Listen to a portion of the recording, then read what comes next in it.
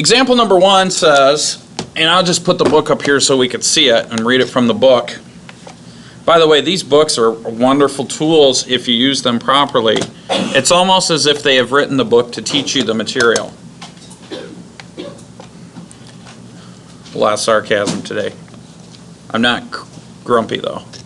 All right, so let's read it right out of the textbook. It says, the numbers in table 1.1 show the growth of the minimum hourly wage from 1955 to 2005. The table also shows the monthly hour or the minimum hourly wage adjusted to the purchasing price of 1996 in dollars.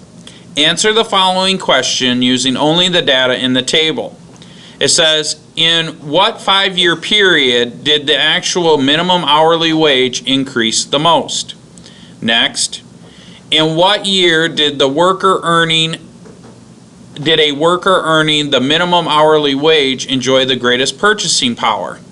C, it says a worker on minimum wage in 1980 was earning nearly twice as much as a worker on minimum wage in 1970, and yet there was general pressure to raise the minimum wage again, and why? So now let's look at this table, and I'm going to zoom in and take a picture of it so we can really kind of focus on it and think about it.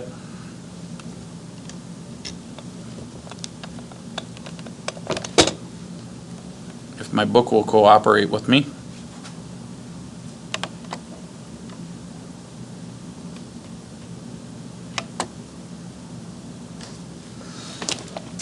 Okay.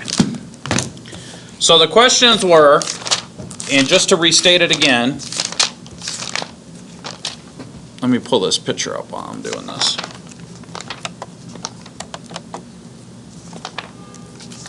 Here we have a picture of the minimum hourly wage from 1955 to 2005. And so the questions that we had, 3 questions that we were asked to answer. And the first one was part A, when did the hourly wage increase the most? What 5-year period did the minimum hourly wage increase the most? Okay, so as we look at that, how could we determine, and this is based on the purchasing power of $1996. So let's talk about the table and the values and what they represent. What does that mean, purchasing power in 1996? Does anybody have an idea what that means? Yes? Maybe it's how much money it was back in 1996. Something like that. Yeah, something like that. How much money was worth in 1996?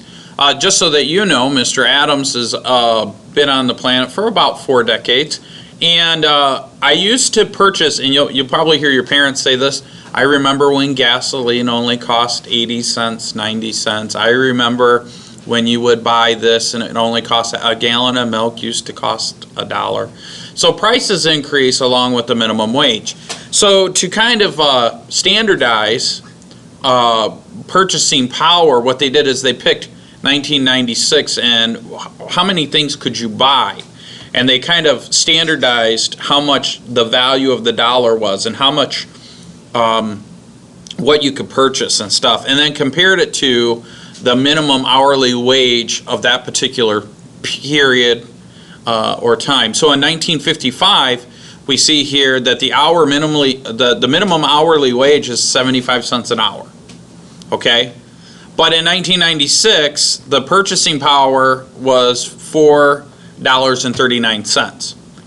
So if you compare that to, say, 2005, where the minimum wage is $5.15, okay, the purchasing power was $4.15. And so we're going to just look at this data and try to determine what it tells us. A couple of things I want to point out.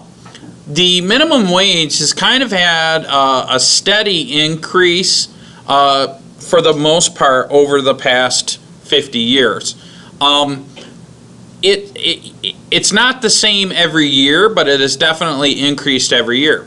However, if you look at purchasing power, we see here that purchasing power increased and increased and increased and then had a decline and has been declining for the most part ever since. So much so that our purchasing power has gone way below what it was 50 years ago. Okay, so we got to figure out what that means. But the first question is, what 5-year period did it increase the most? Well, what do you guys think? Just looking at the data, what do you guys think?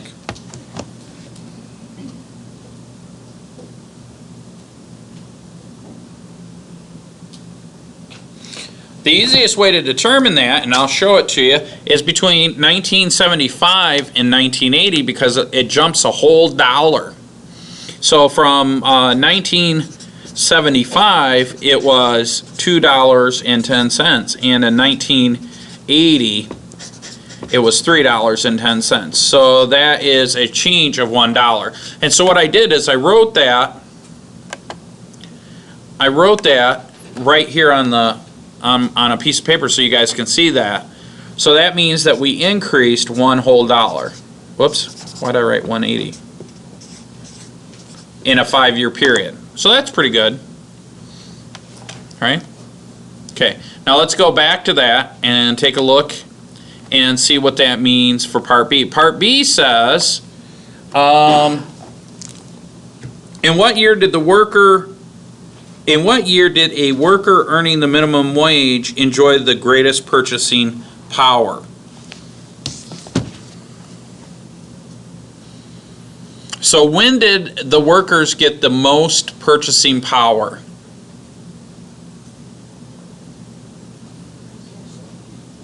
$1970, right? And so what's another way to rewrite that question?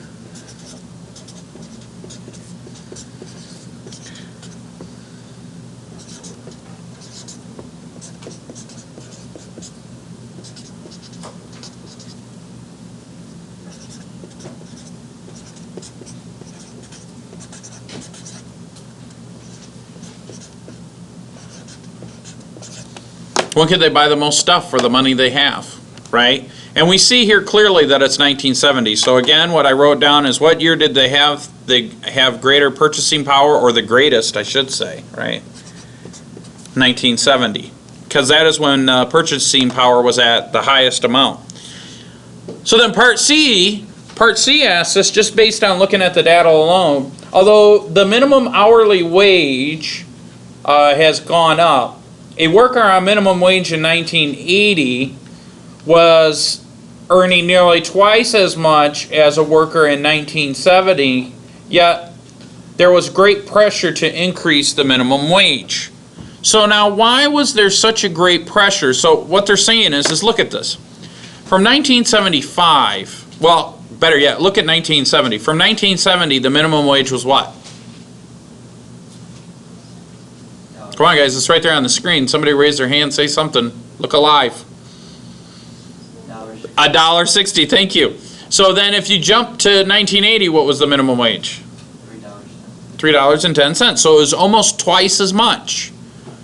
But people still wanted more money. Why is that? Well, let's look at the purchasing power. When was the purchasing power the highest? 1970. They can buy more stuff even though they were getting paid less. But what happened in 1980? What happened to that purchasing power? It went down. So even though they were making almost twice as much money, they didn't have as much purchasing power because the cost of items and products had gone up.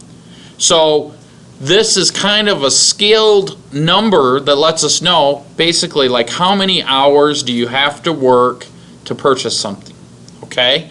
So even though they were getting paid more per hour, they still had to work more hours to purchase the same things. Does that make sense?